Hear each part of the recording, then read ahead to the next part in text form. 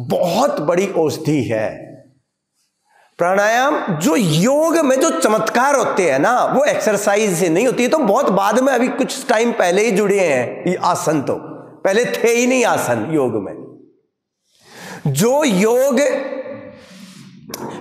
की जो उत्पत्ति है, योग जो पैदा हुआ है, वो कहां से हुआ है जी?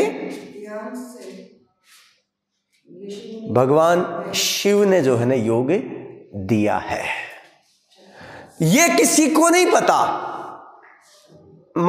अभी जो रेफरेंस मिले हैं उनके आधार पे 5000 साल तक का तो पता चल रहा है, लेकिन उससे पहले कब दिया ये किसी को रेफरेंस नहीं पता है। यानी कि माना जाता है मोटा मोटा कि योग जो है 5000 साल पहले आया है, और भगवान शिव को आदि योगी बोलते हैं। यानी कि सबसे पुराने वो योगी जिसने योग को दिया। आगे समझ में? तो योग का मतलब जो है, योग का मीनिंग जो है ना, वो क्या है? योग मतलब जोड़ना। योग मतलब जोड़ना। किसको जोड़ना? अपने आप को खुद के साथ जोड़ना, और अपने आप को उस ब्रह्मांड की शक्ति के साथ जोड़ना, उस पावर के साथ जोड़ना जो अनंत है। इसीलिए शिव को अनंत भी कहा जाता है। उसके साथ जो जोड़ना है उसको क्या बोलते हैं? योग बोलते हैं। कहा जाता है, बहुत सारी कहानियां हैं। कहा जाता है कि जब पहली बार पार्वती को भगवान शिव ने जो है योग, पहला जो योग सिखाया था वो पार्वती को सिखाया था। वो क्यों सिखाया था? कि क्योंकि पार्वती जो है वो शिव थे, तो वो क्या थी? शक्ति थी। लेकिन वो एक साधारण औरत थी। उसको ये मालूम नहीं था कि वो शक्ति है, मालूम नहीं था। तो उसको ये एहसास करवाने के लिए कि वो शक्ति है, भगवान शिव ने उनको योग सिखाया था। और जब उन्होंने उस शक्ति का रियलाइजेशन हुआ, और वो जब शक्ति जागृत हुई उनके अंदर, ठीक है, तो वो दुर्गा बनी, काली बनी, और बहुत सारे उन्होंने क्या, राक्षसों का संहार किया। ठीक है, ये जो है ना योग का एक मैंने उत्पत्ति बताई है, इस तरीके से हुई। उसके बाद माना जाता है कि भगवान शिव ने सप्त ऋषि को जो है ना योग सिखाया। और भी बहुत सारी कहानियां, अलग अलग तरीके की कहानियां हैं, क्योंकि पहले आज की तरह लिखने के लिए कंप्यूटर या किताबें ये तो होती नहीं थी, जहां पर शिलाओं पे लिख दिया कहीं भी, मतलब इस तरीके की जो है। या फिर योग है ना दो ही चीजों पर आधारित था पहले। किसके ऊपर? पहला श्रुति यानी कि सुनना, और दूसरा किसके ऊपर? अभ्यास। गुरु और शिष्य की परंपरा के तहत योग जो है ना आगे बढ़ा था पहले। लेकिन एक टाइम ऐसा आया कि जो योग भगवान शिव ने जो दिया था, वो धीरे धीरे क्या हुआ, सब अपने कंफर्ट के हिसाब से उसको बदलने लगे। जैसे हम नहीं बदल देते हैं क्या? जैसे नवरात्रे के जो उपवास होते हैं, ठीक है ना, एक बोलता है कि घिया नहीं खाते हमारे यहाँ, दूसरा बोलता है आलू नहीं खाते, तीसरा बोलता है कुट्टू का आटा की रोटी खाते हैं, वो कहते हैं कि एक टाइम खाना खा लेते हैं। तो यानी कि सब अपने कंफर्ट के हिसाब से सब ने उसको मॉडिफाई कर दिया। चल भाई तेरे से इतना नहीं होता तो इतना तो कर, होता है कि नहीं होता है? ठीक है, ऐसे ही क्या हुआ, योग जो, वो योग जो शक्ति को जगाने वाला था वो परिवर्तित होता गया। और सबने, जो ऋषि मुनि थे बड़े बड़े, उन्होंने क्या किया, अपने अपने हिसाब से उसमें परिवर्तन करना शुरू कर दिया। तो लगभग 2700 साल पहले, 2600-2700 साल पहले की बात है कि एक ऋषि आए, महर्षि पतंजलि। कौन है? महर्षि पतंजलि। उन्होंने देखा और उन्होंने जाना कि यार ये योग जो है ना, ये तो बड़ा जो है ना, बिल्कुल जो दिया गया है भगवान शिव ने, उससे तो पूरी तरह से विकृत हो गया।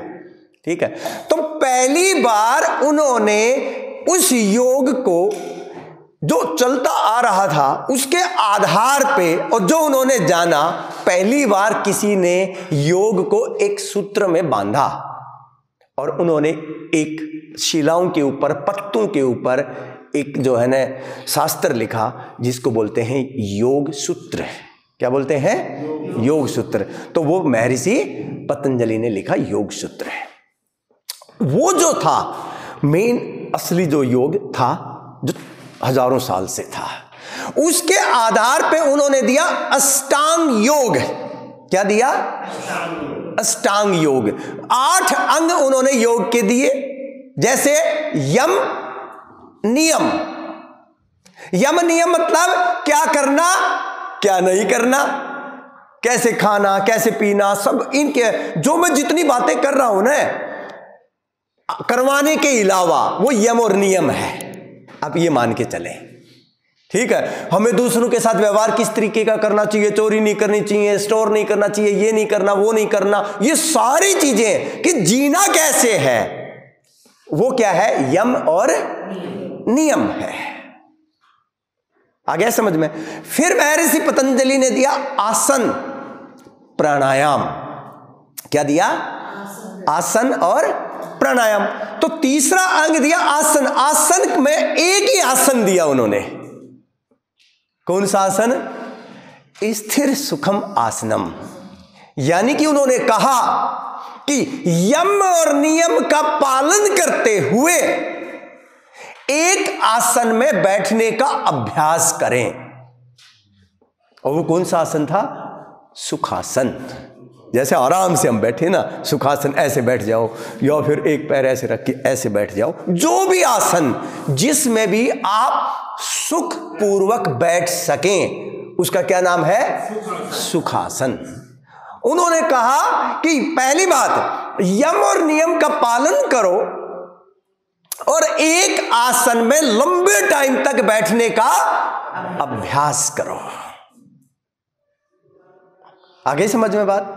ठीक है। फिर उन्होंने कहा कि प्राणायाम करना है, जो यह आपको प्राणायाम कराया ना, ये करना है। और इन्होंने उसके ऊपर योग सूत्र अगर देखें तो मैक्सिमम इसी के ऊपर डिपेंड है।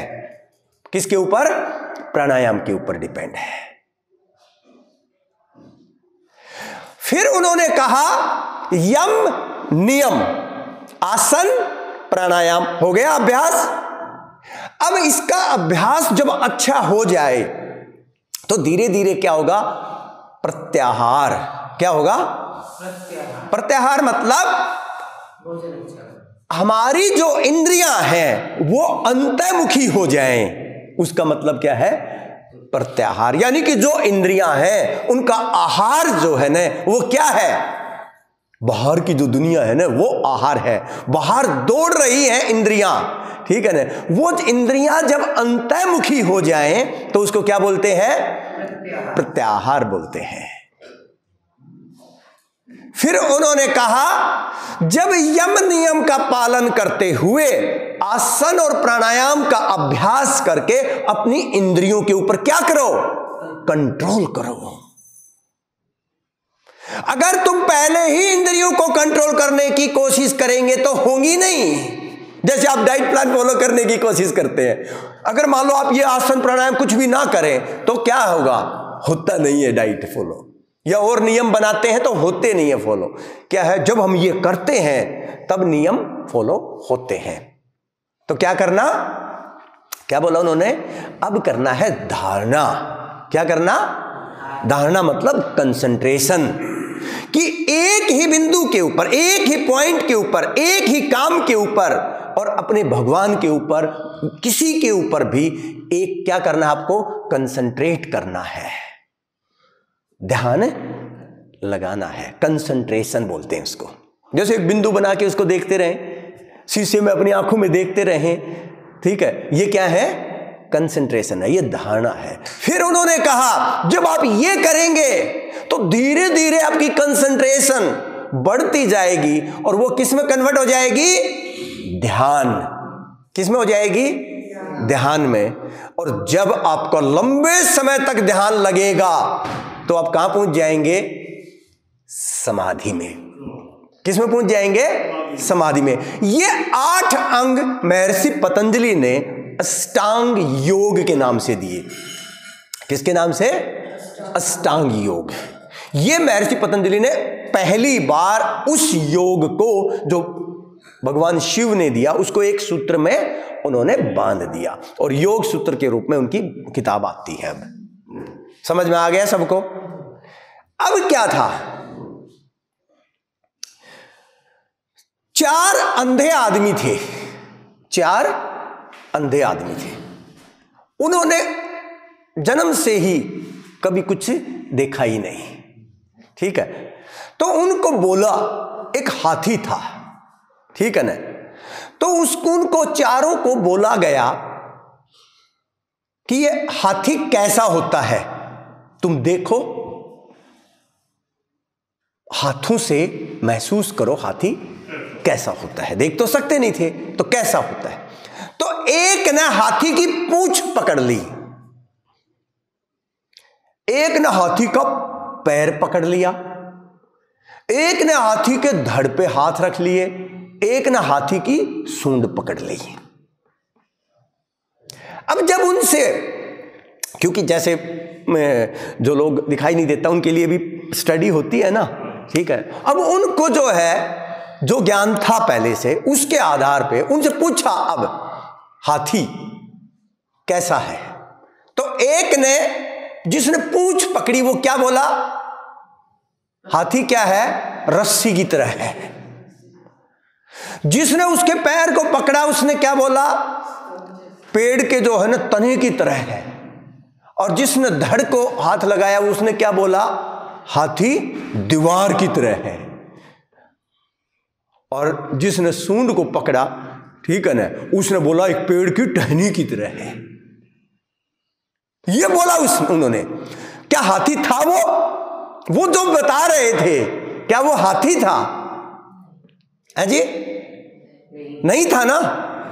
उसी तरह से योग को, इस अष्टांग योग को जो भगवान शिव का दिया हुआ था और पतंजलि ने जिसको योग सूत्र में बांधा, किसी ने उसकी सूंड पकड़ ली, किसी ने पैर पकड़ लिया, किसी ने पूंछ पकड़ ली, और वो कह रहा है कि यही योग है। हर चीज में घुसा दिया योग। योग एक संपूर्ण विद्या है। योग एक टुकड़े में नहीं है। अगर आप देखें, जिस योग से चमत्कार होते हैं, चमत्कार मतलब पार्वती एक साधारण औरत काली बन गई, दुर्गा बन गई, मतलब कितनी शक्ति उसके अंदर आ गई।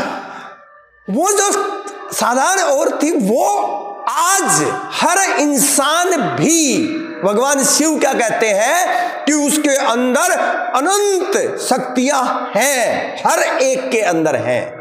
लेकिन वो शक्तियां क्या है? सुप्त अवस्था में है, सोई हुई हैं।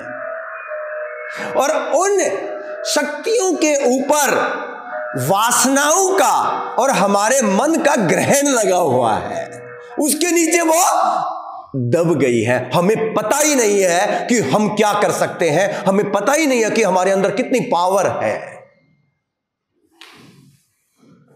आपने बहुत सारे किस्से सुने होंगे योग के, बहुत सारे किस्से सुने होंगे। जैसे साईं बाबा का जो है किस्से सुनेंगे। साईं बाबा क्यों इतने ज्यादा प्रचलित हो गए? क्योंकि वो रिसेंट टाइम में जो है ना, लोग उसको कोरिलेट कर पाते हैं, ठीक है। क्योंकि जो चीज हजारों साल पहले हुई है, वो थोड़ा थोड़ा बदल के वो हो गई, लेकिन ये तो बदली नहीं, ठीक है। तो साईं बाबा ने अखंड योगी थे। वो अखंड मतलब जिसने अपने हाथ अलग, पैर अलग, धड़ अलग, वो कर लेते थे, गर्दन अलग कर लेते थे पूरी। अखंड योगी, ऐसा वर्णन आया है बहुत सारे उसमें जो है ना। अगर योग के पुराने लिटरेचर में देखेंगे तो अखंड योग का वर्णन किया गया है। ऐसे बहुत सारे योगी हुए। क्यों जो है ना, हम चमत्कार क्यों नहीं देख पाते यहां पर? क्योंकि जो योग को साध लेता है ना, उस लेवल पे आ जाता है, उसके लिए ये दिखाना और ये करना उसके लिए वेस्ट हो जाते हैं। वो कोई वो नहीं है। तो इसलिए ये जो 8 अंगन है, इनको साधना योग है, और इससे आपके अंदर सोई हुई शक्तियां जागृत होती हैं, और जब एक बार वो जागृत होती है ना, तो बीमारी तो कुछ है ही नहीं, यूं चुटकी में जाती है। फिर बड़े से बड़ी समस्या आप देखना, एक आदमी, सोच के देखिए आप, एक आदमी 2, 4, 5, 10 लाख का कर्जा लेता है और सुसाइड कर लेता है, अगर वो नहीं पे कर पाता है तो होता है कि नहीं होता है? एक किसान कितने, जो आपने सुना होगा, ठीक है ना, और एक हजारों करोड़ का ले लेता है तब भी उसको कोई फर्क नहीं पड़ता, अच्छी नींद आ रही है उसको। क्यों? क्योंकि ये जो है ना कमजोर हो जाता है। एक छोटी सी प्रॉब्लम घर में आ जाए, उससे से आदमी परेशान हो जाता है। बच्चे के कम नंबर आ गए, उसी से जो है ना पेरेंट्स जो है ना घबराने लग जाते हैं। अरे क्या होगा, थोड़े नंबर ज्यादा आ गए तो कौन सा तीर मार दिया, कुछ फर्क नहीं पड़ना। शक्ति जो है ना आपके अंदर है, उसको जगाना बहुत जरूरी है, और उसके लिए ये सारी चीजें चाहिए, खाना पीना, योगासन। अच्छा, लगभग इसी काल में जब पतंजलि आए थे, इसी काल में लगभग हठ योग आया था, जब आसन की जोड़े गए, आसन जोड़े गए योग में। पतंजलि ने नहीं जोड़े, पतंजलि ने राज योग के ऊपर ध्यान दिया, लेकिन हठ योग यानी कि वो बोले बैठा तो जाता ही नहीं है। आज तो देखो क्या हाल होगा, मैं 2500 साल पहले की बात करूं कि बैठा तो जाता ही नहीं है, बोला भाई बैठने के लिए जो है ना थोड़ा बॉडी को जो है ना वो करना पड़ेगा। राजाओं का जो है ना हाल ये था, जो राजाओं के पास काम करते थे, फिजिकल वर्क कम होता था, क्योंकि पहले तो योग जो ना लिमिटेड रिस्ट, जो गृहस्थी से नहीं होते थे वही योग करते थे पहले, ये तो बहुत बाद में आया है योग, ठीक है। तो फिर आसन जोड़ दिए, तो उसमें अलग अलग तरीके के आसन, तो ये 2500-3000 हजार साल पहले ही जो है ना आसन जुड़े हैं। पहले आसन इतना उनके ऊपर जोर नहीं था, लेकिन प्राणायाम हजारों साल से है, उसके ऊपर बहुत जोर था। लेकिन एक चीज जो है ना, आज जो योग किया जा रहा है, चाहे वो प्राणायाम किया जा रहा है या आसन किया जा रहा है, उससे कुछ चमत्कार होने की संभावना ही नहीं है। क्यों नहीं है संभावना? पहले बात तो टेक्निक ठीक नहीं है, और दूसरी बात है डोज प्रॉपर है ही नहीं। अभी मैं देखूं ना, देखो कितने, मतलब हर एक प्राणायाम की, योग की बात करता है, लेकिन प्राणायाम जितना चाहिए उतना करता ही नहीं कोई। इसलिए करना बहुत जरूरी है।